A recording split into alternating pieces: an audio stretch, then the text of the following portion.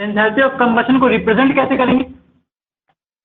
Delta combustion के लिखेंगे छोटा सा c और एंथैल्पी के लिखा जाएगा h और नॉट लगा देंगे तो स्टैंडर्ड।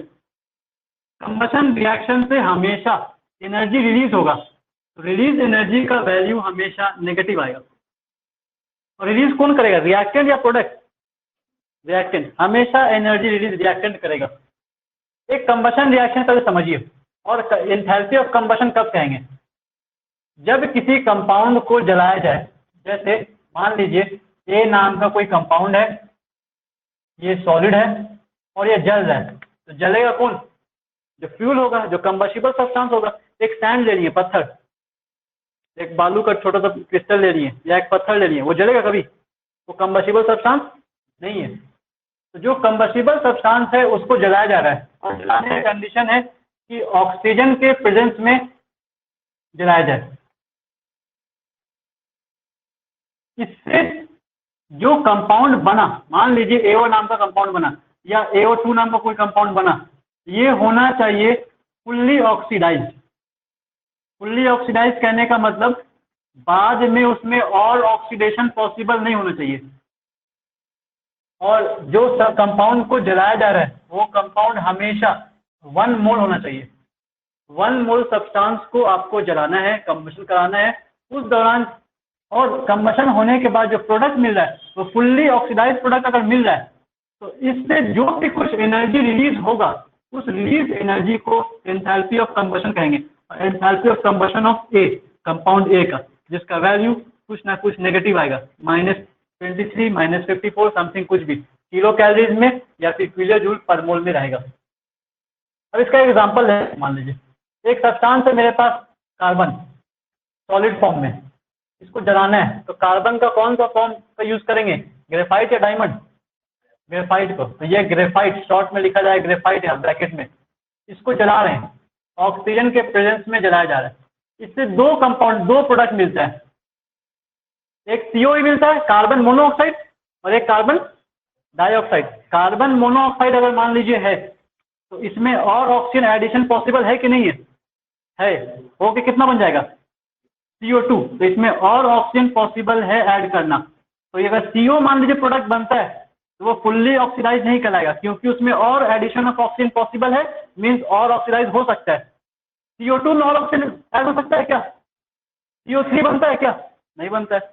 मैक्सिमम क्या होगा, तो कोई भी जो कंपाउंड बन रहा है वो फुल्ली ऑक्सीडाइज होना चाहिए। कार्बन मोनोऑक्साइड अगर लेंगे उससे भी कुछ एनर्जी रिलीज होगा, लेकिन कार्बन मोनोऑक्साइड फुल्ली ऑक्सीडाइज नहीं होगा, इसीलिए उस रिलीज एनर्जी को एंथैल्पी ऑफ कंबशन नहीं कहेंगे। तो जो प्रोडक्ट मिलना चाहिए वो फुल्ली ऑक्सीडाइज अपने स्टेबल फॉर्म में। CO2 का स्टेबल फॉर्म कौन सा है? Solid, liquid, gas? लिक्विड तो होता ही नहीं है, सॉलिड होता है फिर गैस होता है, तो CO2 गैस। अब यहाँ पर जो कंपाउंड को कंबशन कराया गया है वो कितना मोल, आगे में कितना नंबर है, 1, तो 1 मोल। जिस चीज का कंबशन करा रहे हैं वो हमेशा 1 मोल होना चाहिए। अगर मान लीजिए 1 मोल का कंबशन करा रहे हैं कार्बन का, तो कितना ग्राम कार्बन लिए होंगे, 12 ग्राम। नंबर ऑफ मोल्स क्या होता है, given mass by molar mass, तो कार्बन का मोलर मास कितना आता है 12, तो गिवन मास लेना पड़ेगा 12/12, वैल्यू कितना आएगा 1 मोल। अब कार्बन का अगर 12 ग्राम जलाते हैं, 12 ग्राम कार्बन का कंप्लीट कंबशन कराना है। कंप्लीट कंबशन का मतलब ऑक्सीजन का कमी नहीं होना चाहिए, अगर ऑक्सीजन का कमी होगा CO बन जाएगा। ऑक्सीजन खूब होना चाहिए, अच्छा एक्सेस सप्लाई में, तब जाएगा कंपाउंड क्या बनेगा, CO2, जिसको क्या कहा जाएगा, फुल्ली। और जब कंबशन होगा वहां पे आग लगेगा तो आपको कुछ हीट मिलेगा। अब जो हीट मिला, जो एनर्जी मिला, उसको कहा जाएगा एंथैल्पी ऑफ कंबशन। किसके द्वारा, किसको जलाने से, ग्रेफाइट जलाने से, कार्बन जलाने से, enthalpy of combustion of carbon. इसका कुछ ना कुछ अपना वैल्यू होगा, कुछ एनर्जी आपको मिलेगा। अगर मान लीजिए 1 मोल के ग्रेफाइट के कंबशन से 10 किलो कैलोरी आपको एनर्जी मिल रहा है, तो 2 मोल्स अगर जलाएंगे तो कितना मिलेगा, 20 किलो कैलोरी। बात समझे? लेकिन 20 किलो कैलोरीज को एंथैल्पी ऑफ कंबशन नहीं कहेंगे, क्योंकि कंबशन हमेशा कितने मोल का कराया जाएगा, 1 मोल का। हाँ, 1 मोल का वैल्यू पता है, उसे 2 मोल्स का निकाल सकते हैं, 3 मोल्स का निकाल सकते हैं, 10 मोल्स का निकाल सकते हैं। लेकिन कंबशन के डेफिनेशन में एक स्टैंडर्ड बनाया गया है कि 1 मोल होना चाहिए। अब एक और एग्जांपल हम दे रहे हैं, इसको बताइएगा। CH4 हाइड्रोकार्बन है, स्टेट क्या होता है इसका, गैस, और इसका आपको लेना है 1 मोल। तो 1 मोल लिखने जरूरत नहीं, आगे हम बैलेंस नंबर 1 ही रखेंगे, 2 नहीं करना है। इसको जला रहे हैं, ऑक्सीजन के प्रेजेंस में रिएक्ट करवा दिए, और इससे जो आपको प्रोडक्ट मिल रहा है वो CO2 सॉलिड मिल रहा है प्लस H2O लिक्विड मिल रहा है। CH4 कंपाउंड है, एक फ्यूल है, मीथेन गैस कंबस्टिबल सब्सटेंस है, इसको जला रहे हैं, ऑक्सीजन से रिएक्ट कराने से कंपाउंड मिल रहा है आपको CO2 gas plus H2O gas. इनमें से पहचान के बताना है आपको कि कौन सा रिएक्शन का प्रोडक्ट फुल्ली ऑक्सीडाइज्ड प्रोडक्ट है।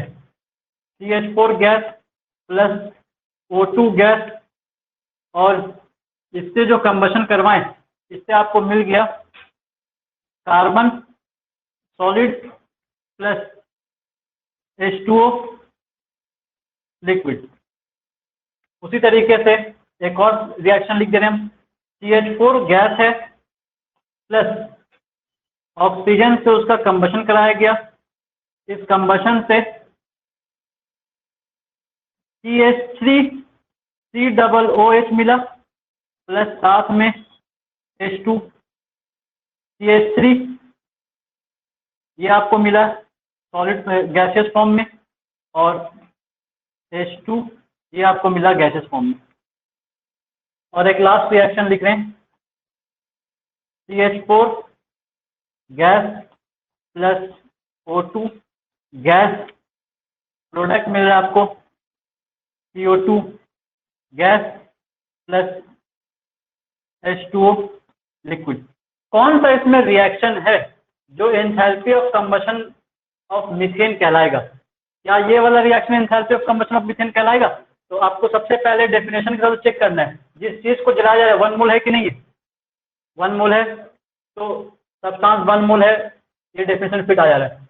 दूसरा, प्रोडक्ट मिलना चाहिए कैसा, फुल्ली अपने स्टेबल फॉर्म में, अगर ऑक्सीडाइज हुआ है फुल्ली तो स्टेबल फॉर्म में। तो CO2 का स्टेबल फॉर्म सॉलिड नहीं होता है, कौन सा होता है, गैस। तो यहाँ पर ये जो प्रॉब्लम कर रहा है, इसके वजह से हम कहेंगे ये फुल्ली ऑक्सीडाइज प्रोडक्ट नहीं है। तो इस रिएक्शन को कंबशन रिएक्शन जला है, लेकिन इससे हीट भी कुछ मिला आपको, लेकिन उस हीट को enthalpy of combustion of methane नहीं कहेंगे। बात समझे? दूसरा, सेकंड रिएक्शन में क्या प्रॉब्लम है, सेकंड रिएक्शन में 1 मोल है, CO2 भी 1 मिला, सब सही है। H2O का स्टेबल फॉर्म कौन सा है, लिक्विड। तो यहाँ पर ये प्रॉब्लम है, इसके कारण इसको हम लोग enthalpy of combustion of methane नहीं कहेंगे। थर्ड रिएक्शन में क्या प्रॉब्लम है, थर्ड रिएक्शन में प्रॉब्लम है कि जो कार्बन है ये तो ऑक्सीडाइज हो सकता है, अभी इसमें ऑक्सीजन जुड़ सकता है कि नहीं जुड़ सकता है, एडिशन ऑफ ऑक्सीजन हो सकता है, CO बन सकता है, CO2 बन सकता है, इसका मतलब ये फुल्ली ऑक्सीडाइज नहीं हो पाया अभी। तो फुल्ली ऑक्सीडाइज नहीं हुआ है, इसीलिए इस रिएक्शन में ये जो कार्बन है ये प्रोडक्ट फुल्ली ऑक्सीडाइज नहीं है, इसीलिए इस रिएक्शन से मिलने वाले हीट को enthalpy of combustion of methane नहीं कहेंगे। नेक्स्ट रिएक्शन में क्या प्रॉब्लम है, देखिए CH3COOH एसिटिक एसिड है, इससे हाइड्रोजन रिमूव हो सकता है। रिमूवल ऑफ हाइड्रोजन क्या कहलाता है, ऑक्सीडेशन। इसका मतलब ये अभी ऑक्सीडाइज हो सकता है, मतलब ये जो प्रोडक्ट है वो फुल्ली ऑक्सीडाइज।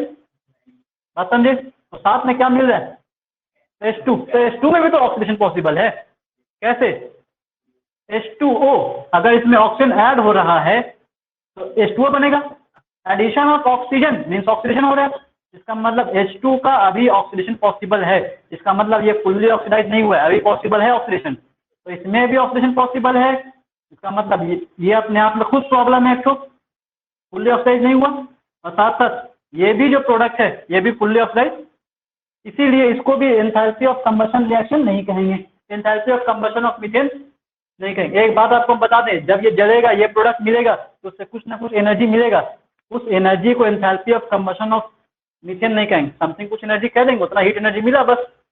इस रिएक्शन में क्या प्रॉब्लम है, कोई प्रॉब्लम नहीं है।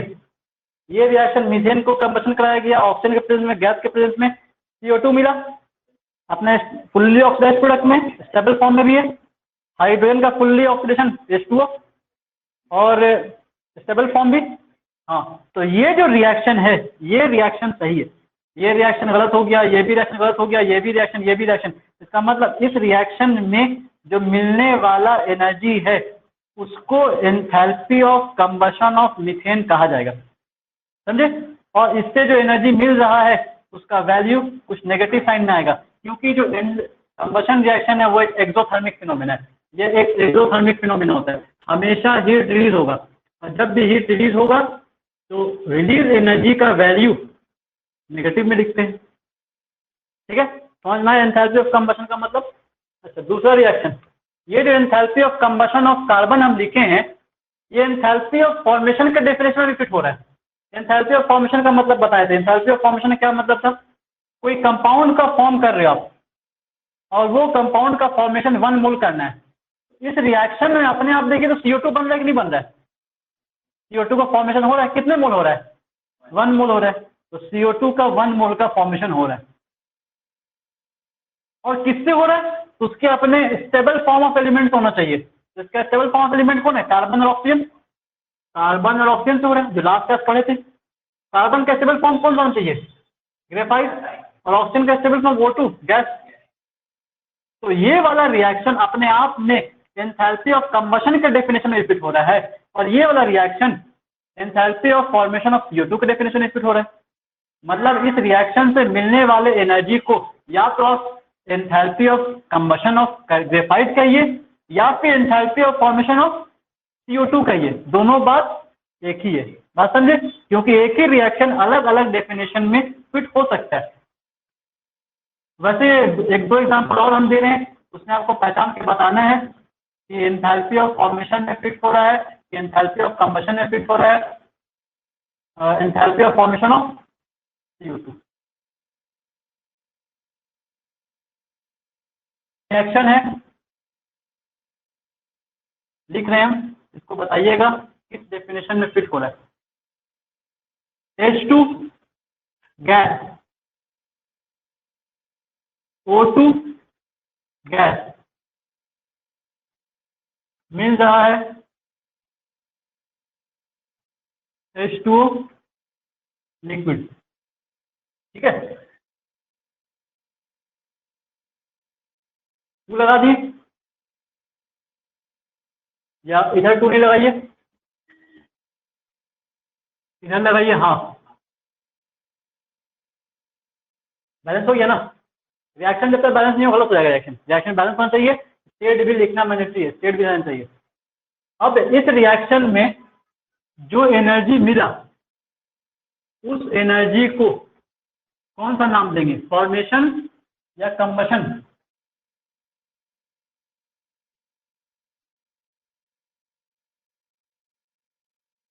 हाइड्रोजन अपने आप में एक फ्यूल है, जलता है, गैस है, ठीक है।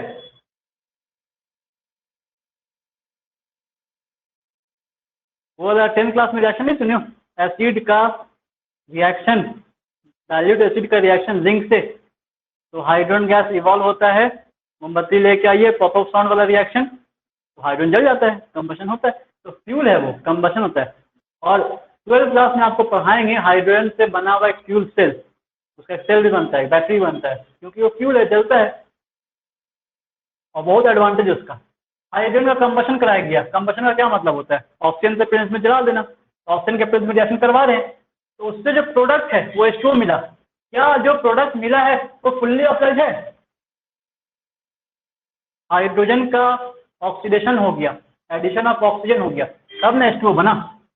ये प्रोडक्ट फुल्ली ऑक्सीडाइज है, अपने स्टेबल फॉर्म में है, स्टेबल लिक्विड तो स्टेबल फॉर्म ना हुआ H2O का, स्टेबल फॉर्म में है। दूसरा चीज, जो चीज को जलाया जा रहा है वो कितना मोल है, तो ये डेफिनेशन, ये रिएक्शन अपने आप में फिट हो रहा है definition of enthalpy of combustion of hydrogen. ये रिएक्शन एंथैल्पी ऑफ कंबशन पे फिट हो रहा है, कंबशन रिएक्शन की डेफिनेशन पे फिट हो रहा है। इसको क्या कहेंगे, enthalpy of combustion of hydrogen, ये तो कहेंगे ही। साथ साथ और कौन सा डेफिनेशन फिट हो रहा है ये वाला? एंथैल्पी ऑफ फॉर्मेशन, तो किसका फॉर्मेशन? ये reaction enthalpy of formation of H2O, good. ये भी कितना मोल फॉर्म हो रहा है और किससे हो रहा है? तो अपने एलिमेंट से हो रहा है। अपने एलिमेंट के सेवन फॉर्म से हो रहा है ना? तो ये रिएक्शन अपने आप में enthalpy of formation of H2O भी कहलाएगा। तो मिलने वाले एनर्जी को, इस रिएक्शन से मिलने वाले एनर्जी को या तो आप enthalpy of combustion of hydrogen कहिए या फिर enthalpy of formation of water कहिए। दोनों का वैल्यू क्या होगा? एक ही, और कुछ ना कुछ इसका वैल्यू नेगेटिव आएगा, क्योंकि हम बता चुके हैं जब भी कोई स्टेबल कंपाउंड बनेगा उससे मिलने वाला एनर्जी नेगेटिव होगी। ठीक है, अब इतना काम करने के बाद एक क्वेश्चन पे आते हैं हम लोग। देखिए क्वेश्चन, ये क्वेश्चन है, ये सब क्वेश्चन का आंसर मेरा यूट्यूब चैनल पे अपलोड किया हुआ है, लेकिन हम फिर भी यहाँ भी बता रहे हैं आपको।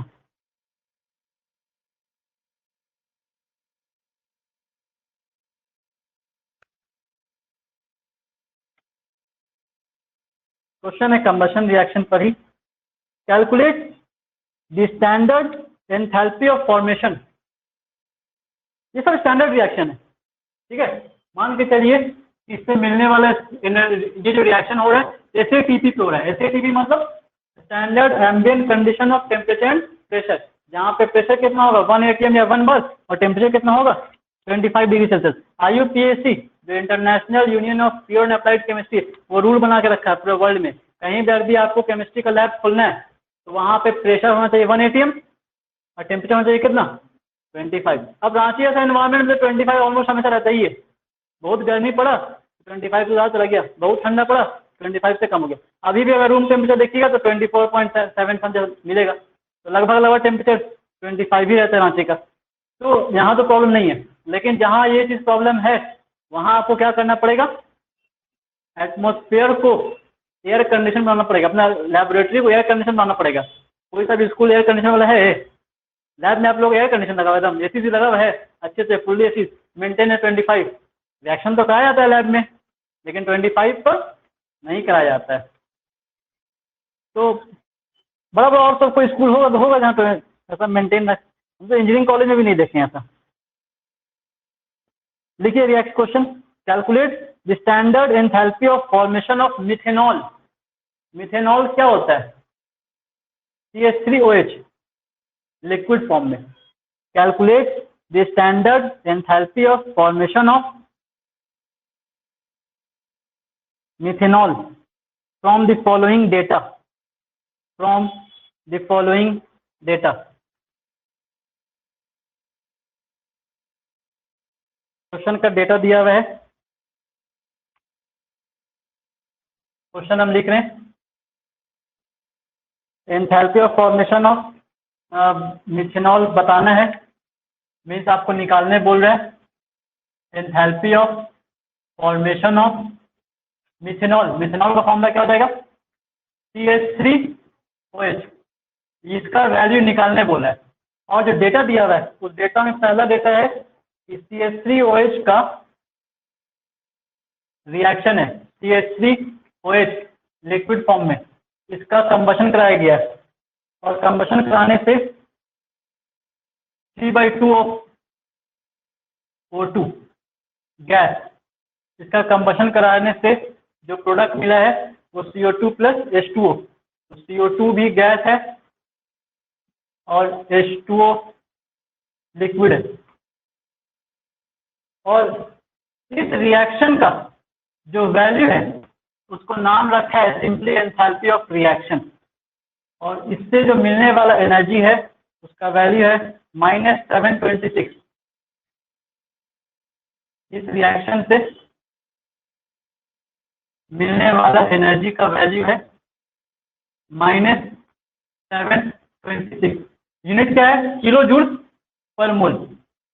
पहला डेटा ये H2O का बैलेंस कर दिया है क्वेश्चन में, 2 लगा दिया है, CO2 बैलेंस है।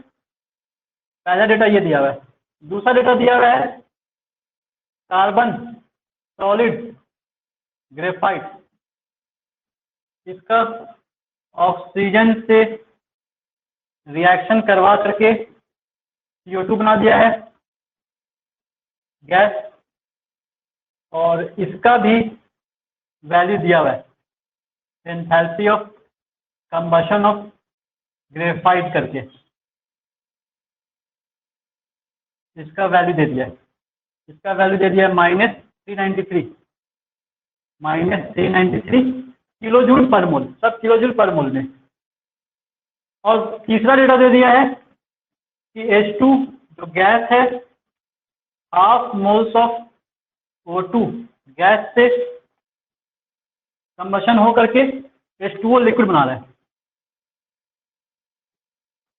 तो इससे मिलने वाला जो एनर्जी है उसको यहाँ पर लिख दिया है एंथैल्पी ऑफ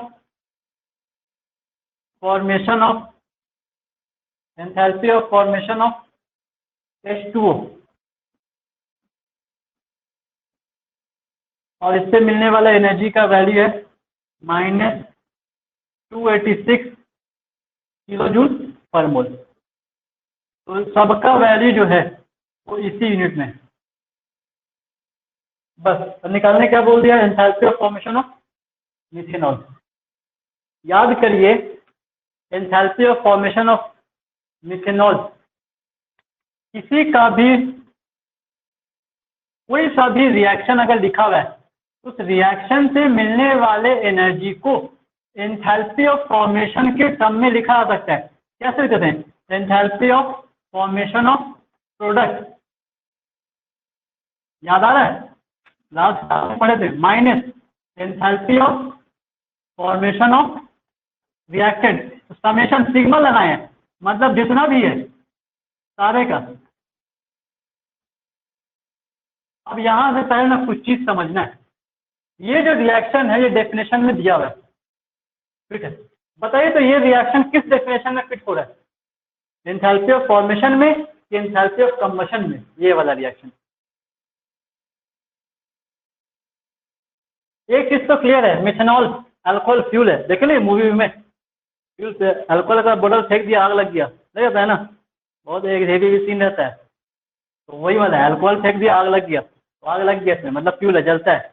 अब जला तो कितना मोल, 1 मोल, क्योंकि आगे में नंबर कुछ नहीं, 1 है, मतलब ये डेफिनेशन पे फिट हो रहा है।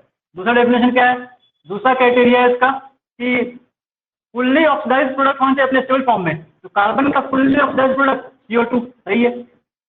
अब ये ऑक्सीजन का पॉसिबल नहीं है। अब अगर इसमें कुछ पॉसिबल है तो रिमूवल ऑफ ऑक्सीजन पॉसिबल है। Removal of oxygen is reduction, तो रिडक्शन नहीं करवाना है, फुल्ली ऑक्सीडाइज्ड प्रोडक्ट बनाना है। ये फुल्ली ऑक्सीडाइज्ड प्रोडक्ट बन चुका है। हाइड्रोजन का फुल्ली ऑक्सीडाइज्ड प्रोडक्ट H2O, ये भी बन चुका है, अपने किस फॉर्म में, स्टेबल फॉर्म में है।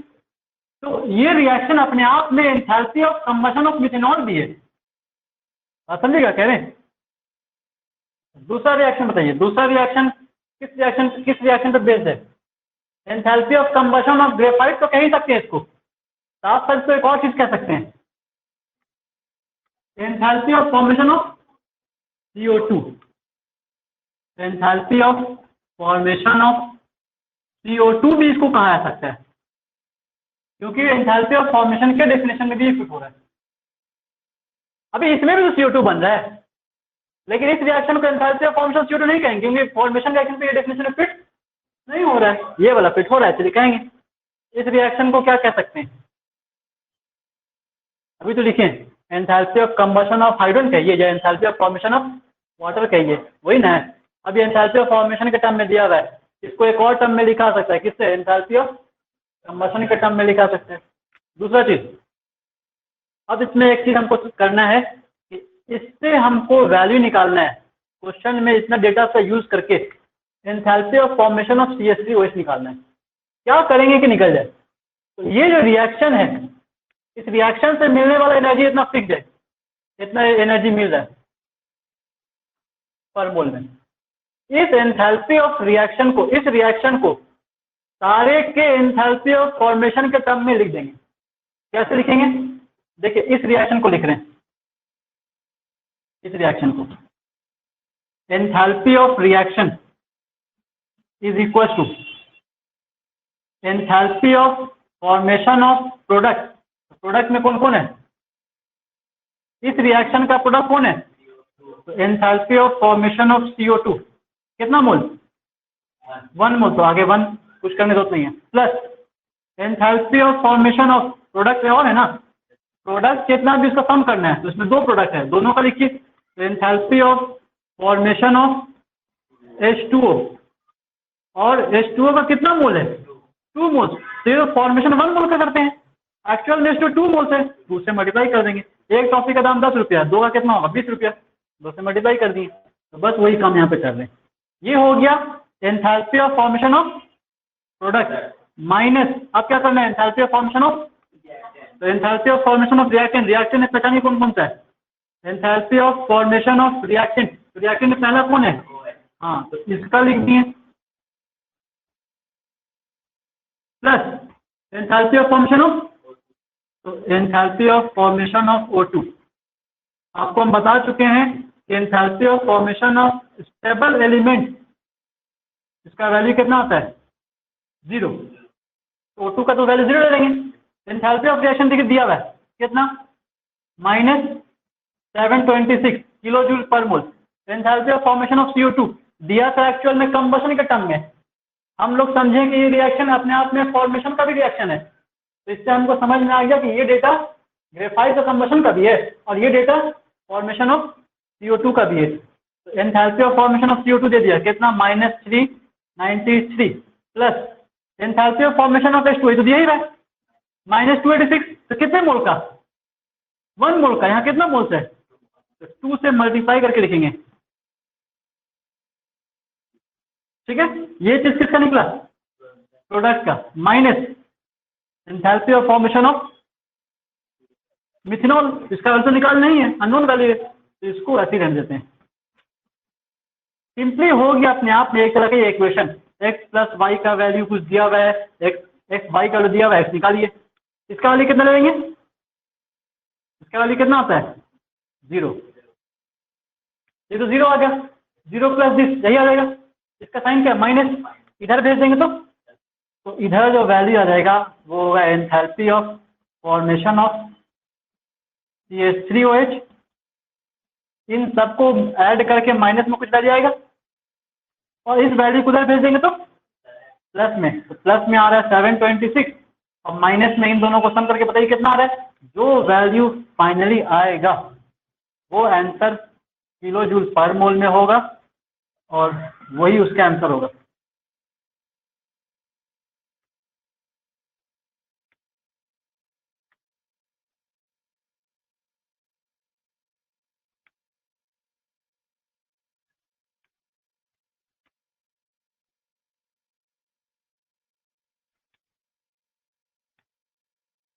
-393 और वो हो जा रहा है 12 56 522, 572 393 -522 393 दोनों को ऐड कर लिए।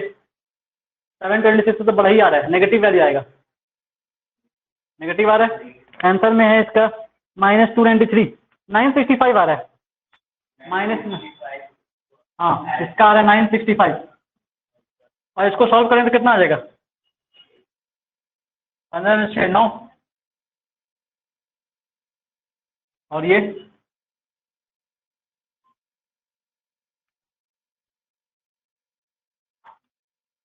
हाँ 239 -239 किलो जूल पर मोल। इस कंपाउंड के फॉर्मेशन से जो एनर्जी रिलीज होगा, कितना एनर्जी रिलीज होगा? अब ये नेगेटिव आ रहा है ना, तो अगर रिलीज एनर्जी किसी के फॉर्मेशन से नेगेटिव है मतलब वो स्टेबल कंपाउंड फॉर्म हो रहा है, इसका मतलब मिथेनॉल स्टेबल कंपाउंड है। आप समझे? ये क्वेश्चन था -293, हाँ सही आंसर है। अच्छा एक और चीज, जैसे एंथैल्पी ऑफ रिएक्शन निकालने का तरीका enthalpy of formation of product minus enthalpy of formation of reaction, उसी तरीके से एंथैल्पी ऑफ रिएक्शन निकालने का तरीका एंथैल्पी ऑफ कंबशन के टर्म में भी है। कैसे? हम एक रिएक्शन लिख रहे हैं, मान लीजिए मेरे पास एक रिएक्शन है A मोल्स ऑफ A, मान लीजिए मेरे पास एक रिएक्शन लिखा हुआ है A moles of A plus B moles of B। इस तरीके से मान लीजिए मेरे पास एक रिएक्शन लिखा हुआ है A moles of A, suppose ये सॉलिड है, B मोल्स ऑफ B मान लीजिए गैस है कोई, इसका रिएक्शन करवाया गया, कंबशन करवाया गया, कंबशन से आपको मिला C मोल्स ऑफ C का, ये सब सपोज करिए गैस है, कुछ भी स्टेट में हो सकता है, और D मोल्स ऑफ D मिला, ये मान लीजिए लिक्विड है। अब इस रिएक्शन से मिलने वाला जो एनर्जी है वो हमको नहीं पता कौन सा रिएक्शन है ये, इसको सिंपली क्या मान ली, एंथैल्पी ऑफ रिएक्शन, इससे कुछ ना कुछ वैल्यू मिलेगा, कुछ ना कुछ एनर्जी मिलेगा। इस एंथैल्पी ऑफ रिएक्शन को एंथैल्पी ऑफ कंबशन के टर्म में लिख सकते हैं। कैसे? तो उसको कैसे लिखें, summation of enthalpy of formation of product minus reactant, तो इसको लिखा जाएगा रिएक्टेंट माइनस प्रोडक्ट, तो इसको लिखेंगे summation of enthalpy of combustion of what, reactant, minus enthalpy of summation of enthalpy of combustion of product, उल्टा।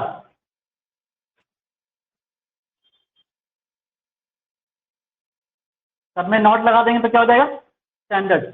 अब एक बात बताइए इसको कैसे लिखा जाएगा, इसको हम इस रिएक्शन के लिए लिखना चाहते हैं, कैसे लिखेंगे, एंथैल्पी ऑफ रिएक्शन, इसको तो ऐसे ही छोड़ देंगे, enthalpy of combustion of reactant का सम करना है, तो रिएक्टेंट कौन सा है, दोनों रिएक्टेंट है, तो ए नाम का भी रिएक्टेंट है और ये स्मॉल ए भी क्या है, जो रिएक्शन में सिंपली नंबर होता है, मोल्स 1 2 3 4, जैसे वहां पे ऑप्शन कितना लिखा है 3/2, तो कैपिटल बी का वैल्यू समझ लीजिए ऑक्सीजन है और स्मॉल बी का वैल्यू कितना 3/2, कैपिटल ए का वैल्यू क्या हो जाएगा CH3OH और स्मॉल ए का वैल्यू कितना हो जाएगा 1। इस तरीके से समझिए एंथैल्पी ऑफ रिएक्शन का वैल्यू बराबर आएगा enthalpy of combustion of reactant. तो पहला रिएक्शन का नाम क्या रखें, ए, ये कितना मोल्स है, स्मॉल ए मोल्स है, कंबशन कितने मोल का होता है, तो 1 मोल का वैल्यू इतना है, 2 मोल से कितना होगा, 2 से मल्टीप्लाई कर देंगे, ए मोल से कितना होगा, तो ए से मल्टीप्लाई कर देंगे, plus enthalpy of combustion of B, दूसरा कंपाउंड है बी, कितना मोल्स, तो ये हो गया summation of enthalpy of combustion of reactant, minus यही काम करना है किसके लिए, प्रोडक्ट के लिए, तो प्रोडक्ट के लिए क्या लिखेंगे, एंथैल्पी ऑफ कंबशन ऑफ, पहला प्रोडक्ट कौन है सी, कितना moles, small C moles, plus enthalpy of combustion of D, D का कितना मोल है, जितना डी मोल्स है, सब में नॉट लगा दिए तो सब स्टैंड कंडीशन में हो जाएगा। इस तरीके से ऐसा कोई सा भी रिएक्शन के लिए ये वाला एक्सप्रेशन लिख सकते हैं। याद रहेगा, अगर फॉर्मेशन का याद है इसको याद कर लिए, इसका उल्टा होता है, अपोजिट होता है,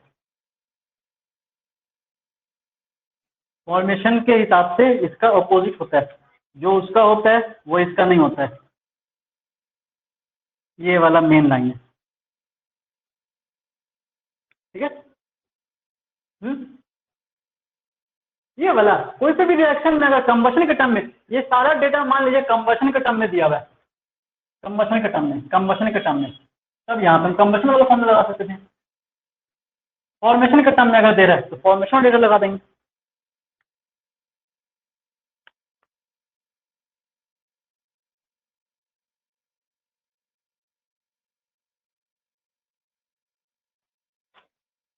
ठीक है, ये था हम लोग का एंथैल्पी ऑफ कंबशन।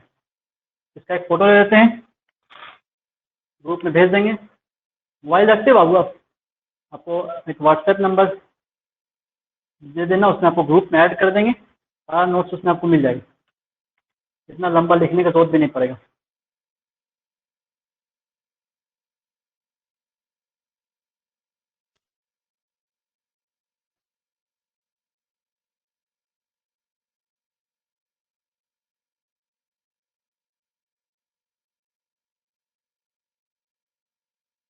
मिटाना हमको एकदम पसंद नहीं है, बोर्ड को मिटाना एकदम पसंद नहीं है।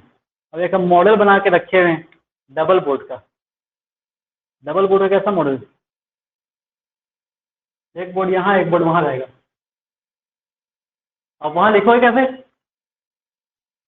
हाँ घूम के नीचे आ जाएगा, इसको भेज देंगे ऊपर तो वो आ जाएगा नीचे, आगे पीछे रहेगा, इसको इसमें पूरा भर देंगे, फिर इसको लिख देंगे ऊपर, फिर इसको उसमें बहुत खर्चा आ रहा है, इसलिए थोड़ा रोके हुए हैं। और उसका हम क्या किए कि मॉडल बना के रखे हुए हैं, कारपेंटर लगाना पड़ेगा, वो बना देगा पूरा। मॉडल में इतना बड़ा सा मॉडल है, एक को भेजते हैं ऊपर, एक नीचे आता है।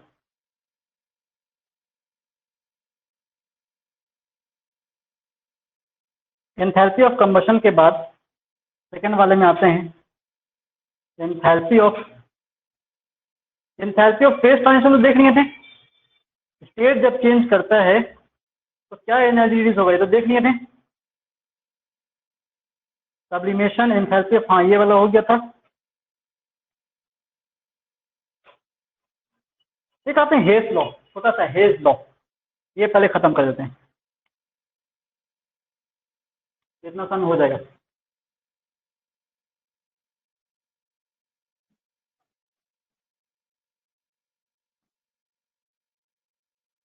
पूरा नाम है इसका ऑफ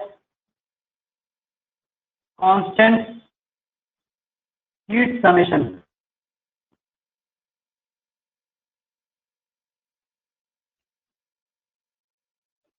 इसका सिंपली क्या कहना है ये समझिए। मान लीजिए मेरे पास एक रिएक्शन है, ए नाम का कोई सब्सटेंस है, वो रिएक्ट किया और रिएक्ट करके बन गया सी नाम का कोई सब्सटेंस में। तो इस दौरान कुछ ना कुछ एनर्जी रिलीज या एब्जॉर्ब हुआ होगा, उसको कह देंगे simply enthalpy of this reaction. इसका वैल्यू कुछ ना कुछ होगा, समझे। लेकिन ये रिएक्शन जो है अपने आप में कॉम्प्लेक्स रिएक्शन है। कॉम्प्लेक्स रिएक्शन कहने का मतलब ये एक बार में नहीं होता है, पहले ए से कुछ और बनेगा, उसके बाद वो चीज कन्वर्ट होगा किसमें, सी में। तो इसका अगर हम लोग डिटेल स्टडी किए तो पता चला कि ये रिएक्शन तो दो स्टेप में होता है। पहले स्टेप में ये होता है कि ए नाम का जो रिएक्टेंट है वो कन्वर्ट होता है पहले बी नाम के रिएक्शन, बी नाम के प्रोडक्ट में, समझे। अब ए नाम से अगर सी बन रहा है और ए से बी बन रहा है तो दोनों रिएक्शन का सेम होगा। जब दोनों रिएक्शन सेम नहीं है तो दोनों के लिए लगने वाला एनर्जी या रिलीज एनर्जी दोनों सेम नहीं होगा। तो ए से सी में जो एनर्जी रिलीज या एब्जॉर्ब हुआ है और ए से बी में जो एनर्जी रिलीज या एब्जॉर्ब हुआ है दोनों सेम। तो इस रिएक्शन से, इस स्टेप से मिलने वाला जो एनर्जी है उसका नाम रखें डेल्टा RH1, पहला स्टेप वाला। अब ये रिएक्शन दूसरे स्टेप में फिर हुआ, फिर क्या हुआ कि बी जो है कन्वर्ट हो रहा है किसमें, सी में। तो इस रिएक्शन से जो मिलने वाला एनर्जी है इसका नाम रखें डेल्टा RH2। इसका एक सिंपल सा एग्जांपल है, कार्बन ऑक्सीजन से रिएक्ट करता है, पहले बनाता है CO, फिर CO ऑक्सीजन से रिएक्ट करता है, फिर क्या बनाता है CO2। समझे क्या कह रहे हैं। तो पहले ए, लेकिन प्रोडक्ट में क्या लिखते हैं हम लोग, डायरेक्ट कार्बन ऑक्साइड का क्या बनाया, लेकिन एक्चुअल में दो स्टेप में हो रहा है। कार्बन ऑक्सीजन रिएक्ट के पहले क्या बनाया, कार्बन मोनोऑक्साइड, फिर कार्बन मोनोऑक्साइड वापस ऑक्सीजन रिएक्ट क्या बनाया, कार्बन डाइऑक्साइड। और इन दोनों रिएक्शन को अगर ऐड कर देंगे तो LHS का एडिशन LHS है, RHS का एडिशन, इधर क्या आने वाला है, A प्लस बी आएगा, इधर क्या आएगा B प्लस सी आएगा, दोनों का बी कैंसिल हो जाएगा। तो प्रोडक्ट क्या मिलेगा, रिएक्शन क्या मिलेगा, A2C। अब सोचिए जब इन दोनों रिएक्शन को ऐड कर रहे हैं तो दोनों का एनर्जी भी ऐड हो जाएगा। तो दोनों का एनर्जी ऐड हो जाएगा तो क्या आना चाहिए, delta RH1 plus delta R।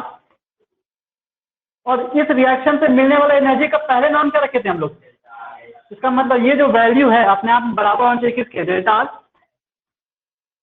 यही जो एक्सप्रेशन है, यही हेस लॉ बताया। हेस लॉ कहना क्या है कि जब भी आप कोई कॉम्प्लेक्स रिएक्शन करिएगा तो उनके एलिमेंट्री रिएक्शन का जो एंथैल्पी है उनका सम बराबर होगा नेट रिएक्शन के एंथैल्पी के।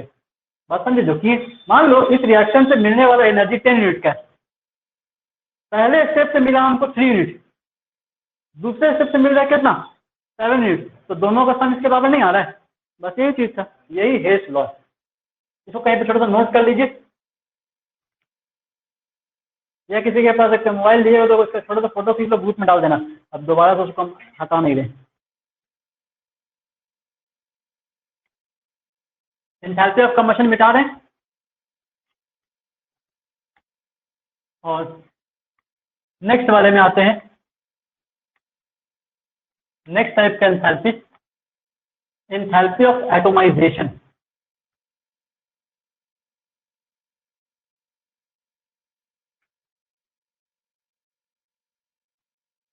हर रिएक्शन का अगर जला देंगे तो क्या कंबशन रिएक्शन हो जाएगा? वो नहीं।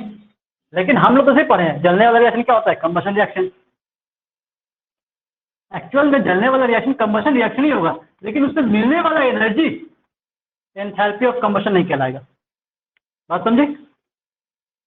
कोई चीज को जला रहे हैं तो एक्चुअल में कंबशन हो रहा है, तो वो रिएक्शन कंबशन रिएक्शन है, लेकिन उससे मिलने वाला एनर्जी एंथैल्पी ऑफ कंबशन नहीं है। एंथैल्पी ऑफ कंबशन कब कहेंगे? तो जब कोई कंपाउंड का 1 मोल का कंबशन हो और उससे मिलने वाला प्रोडक्ट फुल्ली ऑक्सीडाइज प्रोडक्ट हो, तब जो एनर्जी मिलेगा हम लोगों को, उस एनर्जी को एंथैल्पी ऑफ कंबशन कहा जाएगा। ठीक है?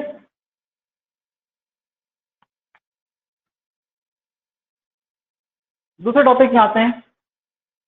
Fourth number enthalpy, enthalpy of atomization. Saturday तक चांस है कि एंथैल्पी पूरा फिनिश रहेगा, फिर एक क्लास लगेगा संडे, चांस है कि चैप्टर पूरा फिनिश हो जाए। तो ये अपने आप में क्लास 11 का एक टफ चैप्टर, टफ क्या सबसे tough chapter, enthalpy of atomization, ये फिनिश जाएगा हम लोगों का। और जो बैकअप क्लास चल रहा है वो वैसे ही चलेगा केमिकल बॉन्डिंग चैप्टर तक। एंथैल्पी ऑफ एटोमाइजेशन को रिप्रेजेंट किया जाता है ऐसे, डेल्टा ए एच। एटोमाइजेशन में सिंपली हम लोग एक तरह का बॉन्ड ब्रेक करते हैं। तो जब बॉन्ड ब्रेक करेंगे तो एनर्जी अब्सॉर्ब करके बॉन्ड ब्रेक होगा कि एनर्जी रिलीज करके? कोई चीज़ आपस में से जुड़ा हुआ है, ऐसे जुड़ा हुआ क्यों है? इनके बीच अट्रैक्शन है। इस अट्रैक्शन को तोड़ना है तो आपको एनर्जी सप्लाई करना पड़ेगा ना। तो एनर्जी जब सप्लाई करेंगे तो एनर्जी अब्सॉर्ब करेगा वो सब्सटेंस। तो जब एनर्जी को अब्सॉर्ब करेगा तो हीट एंथैल्पी चेंज पॉजिटिव होगा। तो एंथैल्पी ऑफ एटोमाइजेशन पॉजिटिव होता है, enthalpy of formation positive negative दोनों हो सकता है।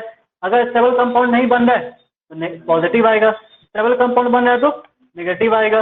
Enthalpy of combustion always negative आएगा, और enthalpy of atomization always positive आएगा। अब एंथैल्पी ऑफ एटोमाइजेशन का मतलब समझिए, कैसा भी कंपाउंड हो, किसी भी स्टेट में हो, अगर उसका 1 मोल कंपाउंड है, जैसे मान लीजिए मेरे पास एक कंपाउंड है H2, किस स्टेट में है? गैस। इसका कितना मोल लेना है? 1 मोल। H2 गैस जब है तो H2 का एक मॉलिक्यूल कहीं और उड़ रहा है, दूसरा मॉलिक्यूल कहीं और उड़ रहा है, लेकिन है तो वो H2 ना, दो एटम कंबाइन है ना, अलग अलग एटम में तो नहीं है। दोनों एटम को आपको अलग कर देना है। एक H2 मॉलिक्यूल है, इसका 2 एटम जुड़ा हुआ है, दोनों का आपको सेपरेट कर देना है। तो ये एक मॉलिक्यूल का हुआ। दूसरा मॉलिक्यूल का भी अलग कर देना है, तीसरे मॉलिक्यूल को भी। ऐसा था कितना मॉलिक्यूल को अलग करना है? 6.022 10 to the power 23। इतना मॉलिक्यूल कितना मोल कहलाएगा? 1 मोल कहलाएगा। तो उतना मॉलिक्यूल का आपको बॉन्ड ब्रेक करके इसको बनाना है इस फॉर्म में, सारे हाइड्रोजन को अलग करना है। और ये करने के लिए जितना एनर्जी आपको सप्लाई करना पड़ेगा, उस एनर्जी को enthalpy of atomization of hydrogen कहा जाएगा। और इसका वैल्यू जाएगा वो पॉजिटिव होगा, क्योंकि एनर्जी अब्सॉर्ब करके बॉन्ड ब्रेक कर रहा है। बॉन्ड ब्रेक करने वाला एनर्जी पॉजिटिव, बॉन्ड फॉर्मेशन वाला एनर्जी नेगेटिव। दूसरा एक और एग्जांपल लेते हैं। मान लीजिए सोडियम है, सॉलिड, सोडियम सॉलिड है। सॉलिड क्यों है? क्योंकि उसका जितना भी एटम है, 1 एटम 2 एटम 3 एटम 4 एटम, फिर ऐसे ऐसे फिर ऐसे ऐसे, तो पूरा एटम आपस में कंबाइन है, और कंबाइन होकर क्या फॉर्म बनाया किया है? Solid state. तो सॉलिड एक मेटल है सोडियम का, उसका कितना मोल लेना है? 1 मोल। 1 मोल मतलब कितना कितना ग्राम हो जाएगा? नहीं ग्राम ग्राम ग्राम। सोडियम का मास कितना होता है? 23। जितना इसका मास है उतना ग्राम अगर आप लीजिएगा तो उसको 1 मोल कहेंगे। हाइड्रोजन का मास कितना होता है? 1। तो एक हाइड्रोजन एक एटम का होता है, यहाँ कितना एटम है? 2। तो कितना मास होना चाहिए? इसका मतलब 2 ग्राम हाइड्रोजन का अगर आप सारा एटम अलग अलग कर दोगे तो ये करने के जितना एनर्जी का जरूरत है उसको क्या कहेंगे? Enthalpy of atomization. और अगर सोडियम एटम का 23 ग्राम आप सोडियम का टुकड़ा लेते हो, जितना बड़ा सा सोडियम ग्राम लोगे अगर सोडियम का मेटल 23 ग्राम का मिल जाएगा। 23 ग्राम का सोडियम जिसको 1 मोल कहा जाएगा, उसके एक एक एटम को आपको अलग कर देना है। तो ऐसा करने के लिए बहुत ज्यादा एनर्जी,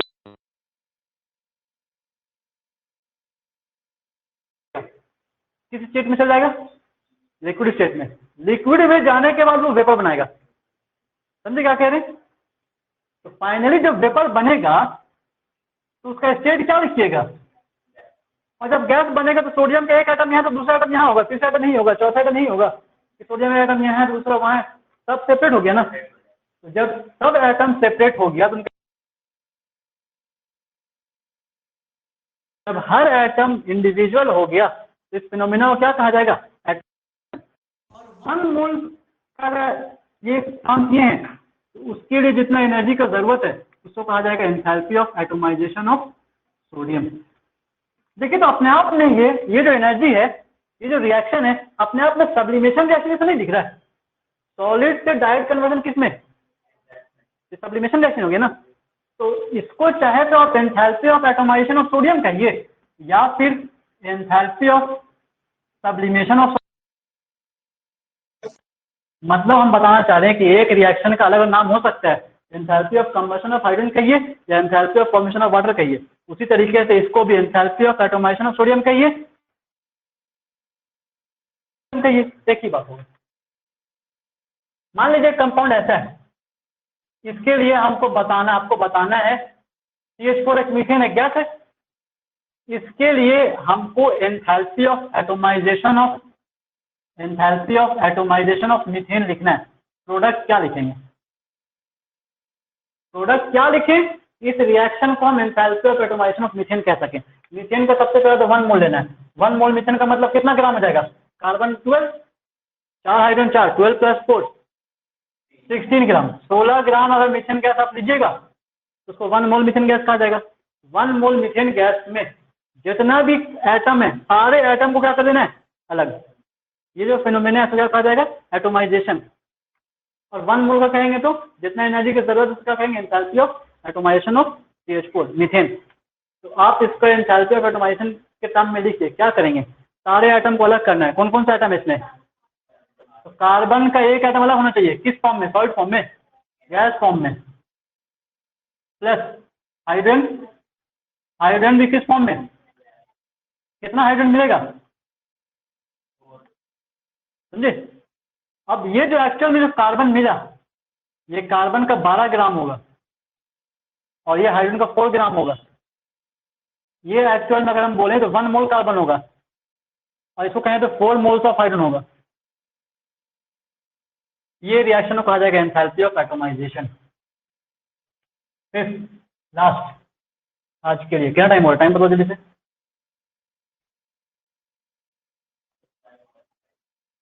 लास्ट रिएक्शन ये बॉन्ड एंथैल्पी। बॉन्ड एंथैल्पी को देखिए शॉर्ट में तो ऐसे लिखते हैं, कई जगह आपको बुक में ऐसा लिखा मिलेगा, मीन्स बॉन्ड एंथैल्पी। या फिर अगर इसका स्टैंडर्ड फॉर्म में जाएं तो स्टैंडर्ड फॉर्म में डेल्टा, और जिस टाइप का बॉन्ड है उस टाइप के बॉन्ड को यहाँ छोटा लिखते हैं बॉन्ड और H। ठीक है? अब बॉन्ड तोड़ने के लिए जो एनर्जी का जरूरत हो जाएगा बॉन्ड एंथैल्पी। एक्चुअल डेफिनेशन अगर देखें तो बॉन्ड फॉर्मेशन का होता है, लेकिन यहाँ पे हम लोग बॉन्ड तोड़ने का देखेंगे। बॉन्ड फॉर्मेशन अगर हो रहा है तो इसका साइन नेगेटिव होगा, और बॉन्ड ब्रेक कर रहे हैं तो पॉजिटिव होगा। मान लीजिए हाइड्रोजन एक गैस है, ये 1 मोल लिए। ठीक है? जरूरी नहीं है कि कंपाउंड 1 मोल लिया जाए, बॉन्ड फॉर्मेशन होना चाहिए, 1 मोल बॉन्ड होना चाहिए। अब इसका क्या मतलब है समझाते हैं। इसका बॉन्ड को आपको ब्रेक कर देना है, तो ब्रेक करेंगे तो क्या हो जाएगा? H अलग, दोनों H अलग अलग हो जाएगा ना, 2H मिलेगा। एक्चुअल में इसका मतलब है H2 का मतलब है H और H के बीच बॉन्ड है। क्लास 10 में आप लोग पढ़े होंगे कोवैलेंट बॉन्ड। तो H और H के बीच बॉन्ड है। एक मॉलिक्यूल में कितना बॉन्ड मिलेगा? एक बॉन्ड। 2 मॉलिक्यूल में अगर 6.02 to 10⁻23 मॉलिक्यूल ले लें उतना ही बॉन्ड मिलेगा, और उतना बॉन्ड को क्या कहेंगे? 1 मोल बॉन्ड। 1 मोल बॉन्ड किसी का अगर ब्रेक कर दें हम तो इसके लिए जितना एनर्जी का जरूरत पड़ेगा उस एनर्जी को बॉन्ड एंथैल्पी कहा जाएगा। अब बॉन्ड किसका तोड़ रहे हैं? हाइड्रोजन हाइड्रोजन का ना, एच एच का बॉन्ड तोड़ रहे हैं, तो इसको ऐसे लिखते हैं, या फिर इसको कैसे लिखेंगे, या फिर कैसे लिखेंगे, bond enthalpy of H H. कितना मोल बॉन्ड तोड़े? 1 मोल बॉन्ड तोड़े, 1 मोल बॉन्ड तोड़ना है। O2 लिखे हम, O2 एच कितना मिलेगा? तो 2 एच मिलेगा ना, एक एच अलग हो गया, दूसरा एच अलग हो गया, इसका मतलब ये होगा दोनों का बॉन्ड ब्रेक कर दिए। O2 एक्चुअल में ये गैस है, इसको क्या बना देना है? 2O। अपने आप में reaction enthalpy of atomization of hydrogen भी तो है, और ये रिएक्शन बॉन्ड एंथैल्पी भी है। इसको हम ऐसे कर दिए। इसके लिए बताइए कैसे लिखेंगे? बॉन्ड एंथैल्पी ऑफ O के बीच जो बॉन्ड होता है ना, वो डबल बॉन्ड होता है, O double bond O hydrogen, या इसको कैसे लिखा जाएगा? बॉन्ड एंथैल्पी ऑफ, ठीक है। एक और चीज,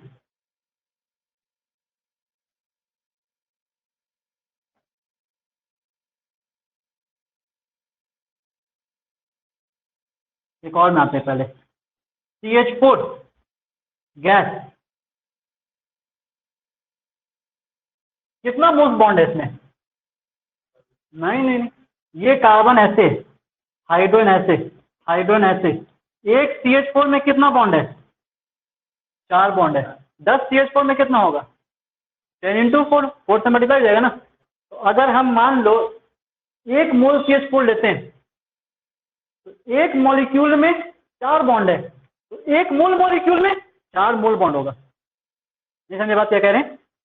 1 मॉलिक्यूल में 4 बॉन्ड है, तो 1 मोल में कितना होगा? 4 मोल्स बॉन्ड होगा, तो 4 मोल बॉन्ड है, तो 4 मोल बॉन्ड का बॉन्ड तोड़ने को कहते हैं बॉन्ड एंथैल्पी। 1 मोल को कहते हैं, 1 मोल बॉन्ड ब्रेक करना है। इसमें कितना मोल बॉन्ड ब्रेक होगा?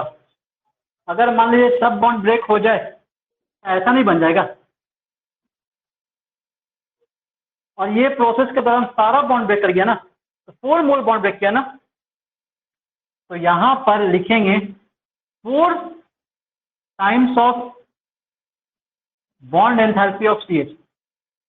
4 बॉन्ड टूटा है किसका? CH का, 4 मोल बॉन्ड टूटा है। और अपने आप में अगर इसको देखें, ये reaction enthalpy of atomization of methane नहीं है क्या? तो ये भी कह सकते हैं इसको, और इसको enthalpy of atomization of methane भी कह सकते हैं, या इसको क्या ऐसा नहीं कह सकते हैं, is equal to 1/4 of enthalpy of atomization of, कह सकते हैं ना।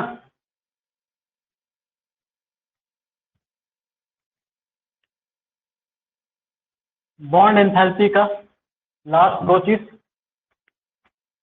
जिससे क्वेश्चन बनेगा। आज तो क्वेश्चन नहीं करेंगे, एक ही क्वेश्चन इससे रहता है, लेकिन एक क्वेश्चन को करने के लिए इतना समझना पड़ रहा है।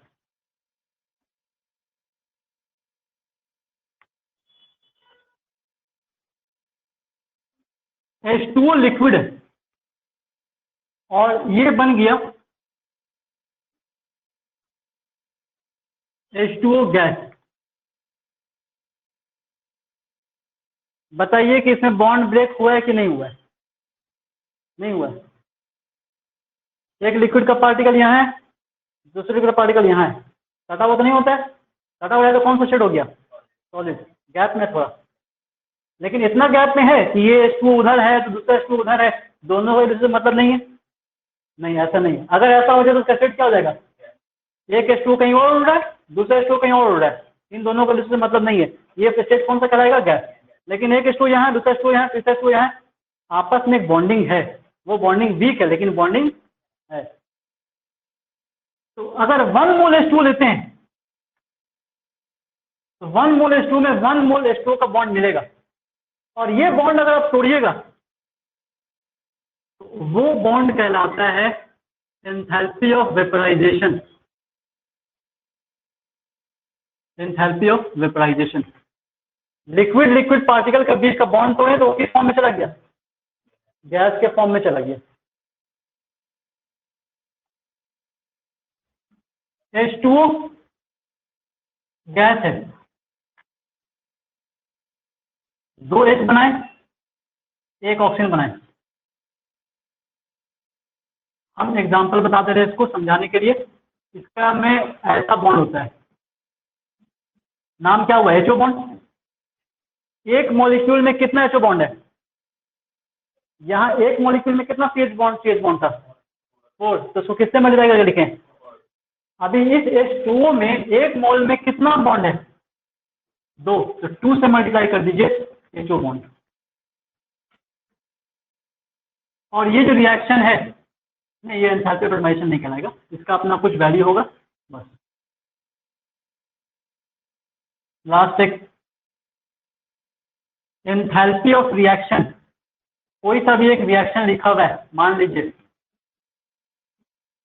B मोल्स ऑफ B, ये गैस है, प्रोडक्ट मिल रहा है C moles of C, gas plus D moles of D, मान लीजिए लिक्विड। इस रिएक्शन के लिए कुछ ना कुछ एनर्जी का जरूरत है या एनर्जी रिलीज हुआ है, कुछ वैल्यू है। इस एंथैल्पी ऑफ रिएक्शन को हम लोग लिख सकते हैं summation of enthalpy of bond of reactant minus summation of enthalpy of bond of product. ये पॉइंट याद, ये लाइन याद रखिएगा। अप्लाई कैसे होगा नेक्स्ट क्लास में देखेंगे।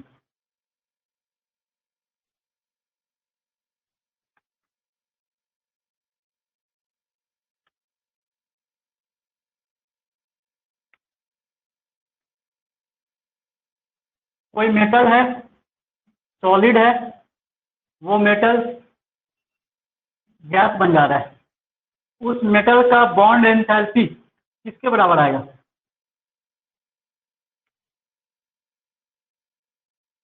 अपने आप में सब्लिमेशन रिएक्शन नहीं है, तो इसका जो वैल्यू आएगा enthalpy of sublimation of metal के बराबर आएगा। क्वेश्चन में बॉन्ड एंथैल्पी का नाम नहीं लिखा रहेगा, नाम लिखा है किसमें, इसमें। कोई कंपाउंड है X, वो लिक्विड स्टेट में है, वो कंपाउंड चला गया गैसेस स्टेट में, इसका बॉन्ड एंथैल्पी ऑफ X क्या लिखा जाएगा, enthalpy of vaporization of X। Very good.